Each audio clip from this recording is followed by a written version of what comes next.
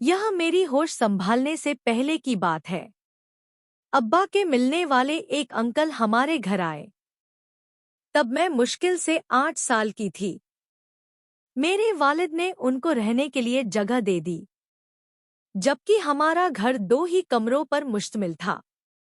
उस इंसान का नाम अली था, लेकिन वालिद उसे नासो बुलाते थे। अम्मी ने नासो के बारे में पूछा। अब्बा ने बताया कि यह मेरा बचपन का दोस्त है। इन दिनों मुश्किल में है। इसके पास रहने की जगह नहीं थी। तभी मैंने कुछ अरसे के लिए इसे ठहरा लिया। हमारी दोस्ती भाइयों जैसी है। तुम इसे अपना छोटा देवर समझो।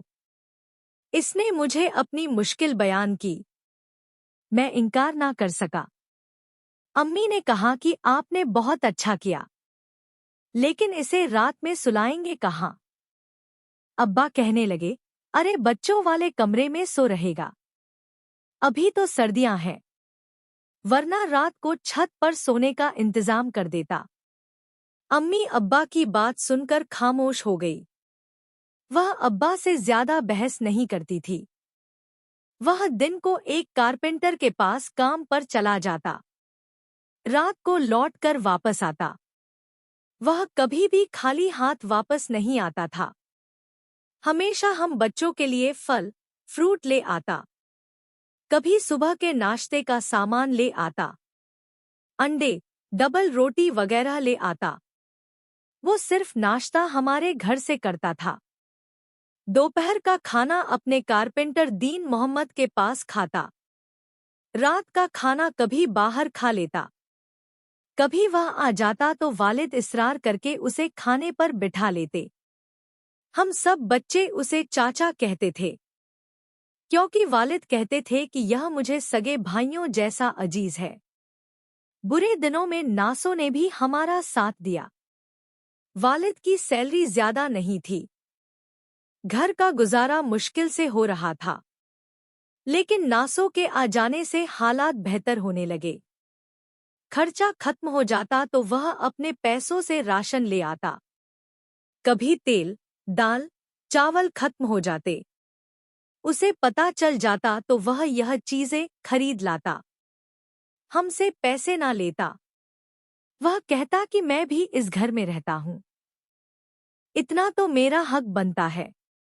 इस घर की खुशहाली में अपना हिस्सा डालूं। नासो अम्मी से कहता, अगर आप मुझे इन बच्चों का सगा चाचा समझ लें, तो मेरे लिए इससे बढ़कर खुशी की बात क्या होगी। मैं आप लोगों के काम आ सकूं। इन बातों से मेरी मां मुतासिर हो गई। नासो वाकई एक नेक दिल और अच्छा इंसान है।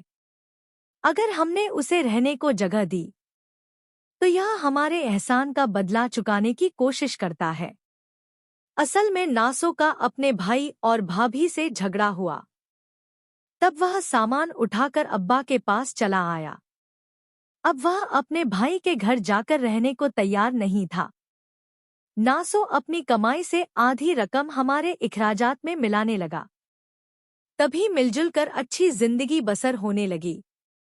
माली लिहाज से हमारे वालिदैन को सहूलत हो गई। हम कुल 4 बहन भाई थे। सभी मुझसे छोटे थे। यह नादानी का वक्त था। मुझे नासो चाचा बहुत अच्छे लगते थे। वह पानी लाने को कहते या कोई काम कहते, मैं दौड़ दौड़ कर उनका काम कर देती, क्योंकि बच्चे खाने पीने के शौकीन होते हैं। हम नासो चाचा से बहुत खुश थे। वो हमारे लिए रोज बिस्किट, टॉफियां लाते, कुछ ऐसी चीजें खरीद लाते जिनको बच्चे पसंद करते हैं। माँ को इस बात पर कोई ऐतराज नहीं था, क्योंकि वह उनको अपने घर का फर्द मान चुकी थी। एक कमरे में हमारे वालिदैन सोते थे। दूसरे कमरे में हम सब बच्चे जमीन पर सो जाते थे। कमरे में एक चारपाई थी जो पहले मेरी थी, लेकिन अब नासो चाचा को मिल गई थी। अब तो उस आदमी को चाचा कहते हुए मुझे शर्म आती है। अपनी जिंदगी पर बीता हुआ यह वाकया बता रही हूँ। वालिदैन जो गैरों पर भरोसा कर लेते हैं, वह मेरी जिंदगी से सबक हासिल करें। दुनिया में कोई किसी का नहीं होता। अपने गैर तो बन सकते हैं, लेकिन गैर अपने नहीं बन सकते। बच्चे दिन भर खेलकूद में थक कर सोते हैं। हम भी फर्श पर लाइन से तकिए बिछाकर सो जाते थे। मैं स्कूल जाने के अलावा अम्मी के काम भी करती थी, इसलिए बहुत थक जाती थी। रात को ऐसी गहरी नींद आती थी, किसी बात का होश ना रहता। वैसे भी चौथी क्लास की बच्ची को किस बात का होश होता। जब मेरे बहन भाई सो जाते, रात को यह इंसान मुझे जगाकर अपने साथ चारपाई पर लेटा लेता। मुझे किसी बात का मतलब समझ में नहीं आता था। मैं नींद में डूबी होती, कभी सो जाती, कभी जाग जाती। फिर वह मुझे पैसे और मीठी गोलियां देता, बिस्किट दे देता। मुझे कहता कि किसी को रात की इस बात का पता ना चले। वह ना भी कहता तब भी मैं क्या बताती। मैं खुद भी यह बात अच्छी तरह नहीं जानती थी। मेरे साथ यह क्या हो रहा था। वक्त गुजरता गया। मैंने होश संभाला तब भी नासों को वही हरकत करते पाया। मगर अब फर्क यह था कि वह गंदी बातें भी करता था। वह बातें कभी मेरी समझ में आ जाती, कभी मेरे सर के ऊपर से गुजर जाती। मुझे कभी यह ख्याल नहीं आया यह सब मेरे हक में बुरा था। मैं एकसारे में पड़ती जा रही हूँ। हम बच्चों के कमरे के साथ थोड़ी सी जमीन थी। नासो चाचा ने अब्बा से कहा, अगर आप बुरा ना मानो तो इस जगह पर 4 दीवारी बनाएं।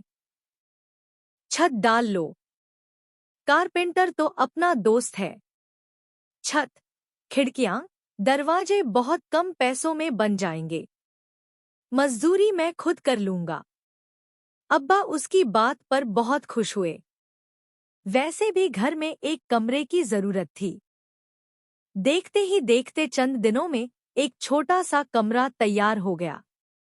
नासो चाचा ने हमारे कमरे के दरमियान एक दरवाजा बना दिया, ताकि नया कमरा दूसरे कमरे से जुड़ा रहे। वालिद ने नए कमरे में नई चारपाई डलवा कर दी। यह कमरा नासो चाचा के हवाले कर दिया, ताकि सुकून से वह अलग रह सके। बच्चे अपने कमरे में आराम से पढ़ाई कर सकें। हम बहन भाई अपने कमरे में सोते थे। नासो चाचा अपने कमरे में सोता था। रात को जब मेरे वालिदैन और बहन भाई सो जाते, नासो चाचा चुपके से हमारे कमरे में आ जाता। अब मुझे समझ आने लगा था। मैं उसे कहती कि नासो चाचा रात को हमारे कमरे में ना आया करो, वरना मैं अपने वालिदैन को बता दूंगी। नासो चाचा मुझे कहता कि तेरा बाप तेरी बात मानेगा, वह तो मेरी बात का यकीन करेगा, क्योंकि मैं उसे आधे पैसे देता हूँ। मैं नासो चाचा की बात सुनकर डर जाती। उसने मुझे नासमझी की उम्र से डरा धका दिया था। मैं उससे बहुत डरती थी। 8 साल यह इंसान हमारे साथ रहा। मेरे साथ ऐसे ही करता रहा। मेरे वालिदैन उसके लिए फिक्रमंद रहने लगे। कब तक नासो कुंवारा रहेगा? अब उसकी शादी करवा देनी चाहिए, ताकि उसका घर भी आबाद हो सके। अब्बा के कहने पर अम्मी ने उसके लिए शरीके हयात की तलाश शुरू कर दी। एक जान पहचान के घर में रिश्ता तलाश कर लिया। वहां नासो का निकाह हो गया। शादी के बाद कुछ दिन वह अपनी बीवी में मशरूफ रहा। फिर वही पुरानी रवश दोहराई जाने लगी। जब उसकी बीवी महक जाती तो वह हमारे कमरे में आ जाता। मैं किसी को कुछ भी ना बता सकती थी। दिल ही दिल में जलती रहती। वालिदैन ने तरबियत ऐसी की थी। किसी बात पर जुबान खोलना अपने आप को मरवाने वाली बात थी। मुझे अपने बाप से बहुत डर लगता था। ना जाने क्या कर गुजरेंगे। मेरे अंदर इतनी हिम्मत नहीं हुई। मैं अपनी माँ को सब बता देती। नासों से मेरा झगड़ा हो जाता। वह मुझे धमकियां देकर चुप रहने पर मजबूर कर देता। वह उम्र में मुझसे काफी बड़ा था, इसलिए मुझे उससे डर लगता था। मैं पूरी तरह उसके दबाव में थी। एक दिन उसने अब्बा से कहा, मेरा उस्ताद मुझसे बहुत काम लेता है, मुझे पैसे कम देता है। मैं अलग से दुकान करना चाहता हूँ ताकि कुछ रकम इकट्ठी करके अपना घर ले सकूं। वालिद ने अपने दोस्तों से कर्जा लिया। अपनी जमा पूंजी उसको देकर दुकान खोल दी। वह चंद महीनों में दुकान का सारा सामान खत्म करके चला बना। वह तो चला गया। उसकी वजह से मेरा अजमीर मुझे मलामत करता रहा। मैं उलझन का शिकार होती रही। मेरा ख्याल कहीं और होता, काम कहीं और होता। अजीब बेचैनी हो रही थी। मेरी हालत देखकर मेरी सहेलियां कहती थी, तुम किन ख्यालों में गुम रहती हो? मैं उन्हें क्या बताती? मुझे अपनी उस खोई हुई इज्जत का गम है, जिसको एक जालिम तार-तार कर गया था। मैं इम्तिहान में भी इसी वजह से पास नहीं हो सकी। वो इंसान तो जा चुका था। मेरी सुनहरी उम्र भी मैली भू बनकर निकल चुकी थी। मगर दिल की ख्वाहिश खत्म नहीं होती। उसके जाने के बाद जितने भी हादसे मेरी जिंदगी में हुए, उस इंसान को ही उनका जिम्मेदार समझती हूँ। उसके चले जाने के बाद मैं हर वक्त खोई खोई रहने लगी। मेरा दिमाग मौ हो गया था। उसके चले जाने के बाद मैंने सुख का सांस लिया। मुझे कदरे सुकून मिला। मैं अपने कज़न उमर को बहुत पसंद करती थी, लेकिन उसके साथ मुझे इस बात का शदीद एहसास था, अब मैं उसके काबिल नहीं हूँ। एक अरसे तक मैं चुपके चुपके उससे मोहब्बत करती रही। मेरी बदनसीबी देखें। जब वह खुद मेरा बन जाने पर राजी हुआ, तो मैंने खुद इनकार कर दिया। यह इनकार करते वक्त मेरे दिल पर एक कयामत गुजर गई थी, लेकिन इसके सिवा मेरे पास कोई रास्ता नहीं था। जब मेरे वालिदैन ने मेरा रिश्ता उमर के साथ किया, एक दिन उमर मुझसे कहने लगा, देखो मैं तुम्हें पसंद करता हूँ। मैं तुम्हें हर कीमत पर हासिल करना चाहता हूँ। मगर एक बात तुम्हें मुझे बतानी होगी। क्या तुम्हारा माजी में किसी से कोई ताल्लुक तो नहीं रहा? मैं झूठ कभी बर्दाश्त नहीं करूँगा। उमर की यह बात सुनते ही मेरे सारे ख्वाब पल भर में टूट गए। मैं उमर को यह कैसे बता देती? मैंने अपनी जिंदगी की सबसे कीमती चीज अपनी इज्जत को लुटा चुकी हूँ। अब मैं तुम्हारे काबिल नहीं हूँ। मैंने दिल पर पत्थर रखकर यह कहा। उमर मेरा ख्याल छोड़ दो। मुझे तुम अच्छे लगते हो, मगर शादी के नुक्ता नजर से नहीं। मैं तुमसे शादी नहीं करना चाहती, क्योंकि मुझे किसी और से मोहब्बत है। काश मैं उसे बता सकती। मेरी चादर मैली सही, मुझ मासूम पर बचपन में जुल्म हुआ है, बहुत ज्यादती हुई है। मैंने तुम्हारे सिवा किसी को नहीं चाहा, लेकिन अब मैं तुम्हारे काबिल नहीं हूँ। मैं उनका मिजाज समझ चुकी थी। अपनी मजबूरियों की दास्तान सुनाती, अपने ऊपर जुल्म और ज्यादती की आप बीती सुनाती, तो मुझे यकीन था कि मुझे माफी ना मिलती।